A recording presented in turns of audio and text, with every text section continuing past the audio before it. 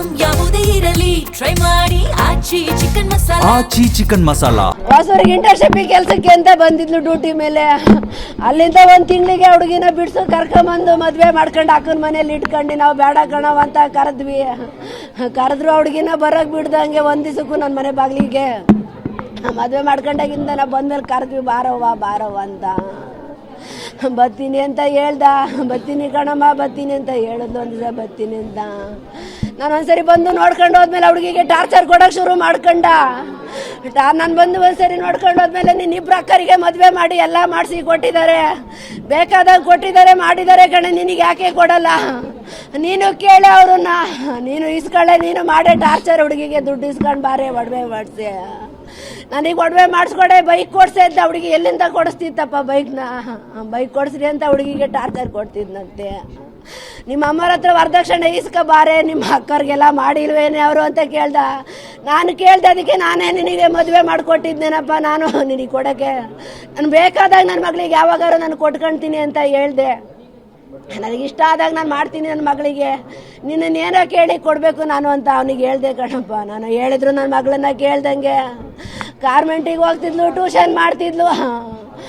Tuition ಮಾಡ್ಕೊಂಡು ಸಂಜೆ ಬಂದು 6-7 ಮಕ್ಕಳಿಗೆ ಕಂಪ್ಯೂಟರ್ ಕ್ಲಾಸು ಟ್ಯೂಷನ್ ಮಾಡ್ತಾ ಇದ್ಲು ಸರ್ ನನ್ನ ಮಗಳು. ಒಂದು ದಿನ ಆಚೆಗೆ ಹೋಗಿ ಕೆಲಸ ಮಾಡ್ದಾಳಲ್ಲ ಸರ್ ನನ್ನ ಮಗಳನ್ನ ನಾನು ಒಂದು ದಿನ ಹೊರಗಡೆ ಕಳಿಸ್ದವಳಲ್ಲ ನಾನು. ಸರ್ ಬೆಳಗ್ಗೆ 10 ಗಂಟೆಗೆ ಚೆನ್ನಾಗೆ ಫೋನ್ ಮಾಡಿ ಮಾತಾಡಿದ್ಲು. ಅಮ್ಮ ತಿಂಡಿ ತಿಂದ ಏನು ಮಾಡ್ತಾ ಇದೆಯೇ, ಫೋನೇ ಮಾಡಲಿಲ್ಲವಲ್ಲೇ ನನಗೆ ನೀನು ಅಂದ್ಲು.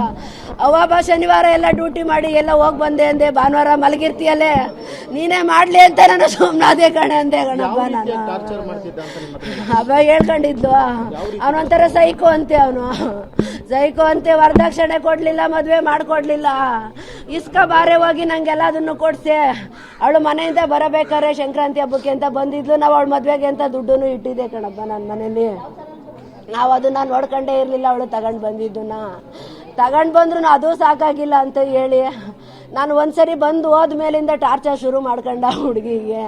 ಅಕ್ಕನೂ ಅಕ್ಕ ಇವನು ಇಬ್ರು ಟಾರ್ಚರ್ ಅಪ್ಪ. ಅಕ್ಕ ಫೋನಲ್ಲಿ ಹೇಳೋದು, ಇವನು ಮನೇಲಿ ಹುಡುಗಿಗೆ ಗೋಡೆಗೆ ಉಚ್ಚೋದು, ಕೈನೇ ಮುರಿಯೋದು, ಹಿಂಗೆಲ್ಲ. ಮದ್ವೆಗೆ ನಾನು ಬೇಡ ಅಂತ ಹೇಳಿದ್ದೆ ಕಣಪ್ಪ. ನನ್ನ ಮದ್ವೆ ಆಗಿ 2 ತಿಂಗಳಾದ್ರೂ ಎಲ್ಲೂ ಫೋಟೋ ಹಾಕ್ಬೇಡ ಕಣವ ಶ್ವೇತಾ, ನನ್ನ ಮಗಳು ನನ್ನ ಮನೆಗೆ ಬರ್ತಾಳೆ ಅಂತ ಭರವಸೆ ಇತ್ತು ಕಣ್ರಪ್ಪ.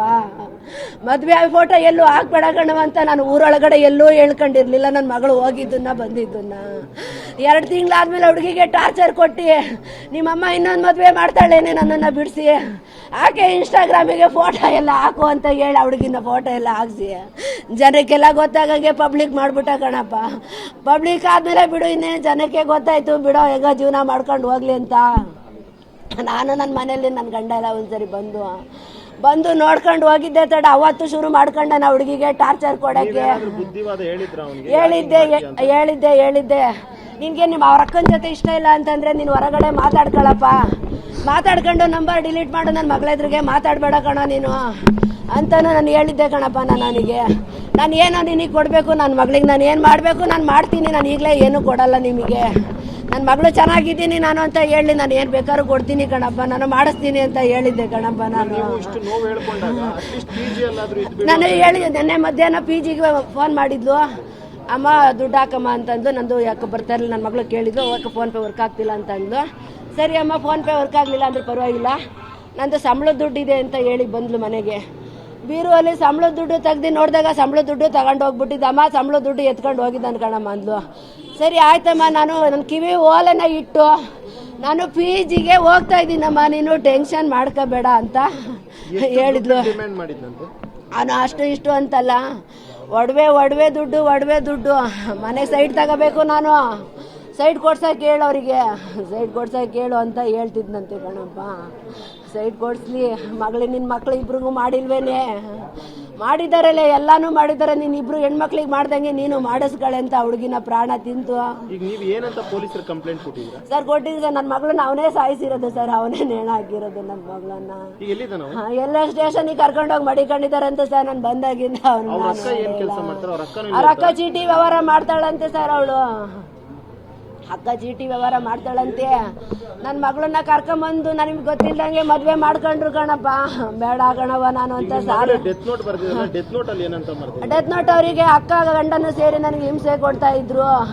ನಾನು ಏನಾದ್ರು ಸತ್ರೆ ನನಗೆ ಇದು ಕೊಡ್ಸವ, ನನಗೆ ನ್ಯಾಯ ಕೊಡ್ಸಮ್ಮ, ನನಗೆ ನ್ಯಾಯ ಕೊಡ್ಸಮ್ಮ ಅಂತ ಅಂದ್ಲು ಕಣಪ್ಪ. ಇವನ್ನೆಲ್ಲ ಮಂತ್ರಾಲಯಕ್ಕೆ ನನ್ನ ಮಗಳು ಮಂತ್ರಾಲಯಕ್ಕೆ ಹೋಗಿದ್ರು ಹೋದ ವರ್ಷದಲ್ಲಿ ಆ ಮಂತ್ರಾಲಯದಲ್ಲೆಲ್ಲ ಪರಿಚಯ ಮಾಡ್ಕೊಂಡಿದ್ದಂತೆ. ಇವ್ ನನ್ನ ಮಗಳನ್ನ ಪರಿಚಯ ಮಾಡ್ಕೊಂಡು ಅವಾಗ ಫೋನ್ ಮಾಡ್ತಿದ್ದಂತೆ.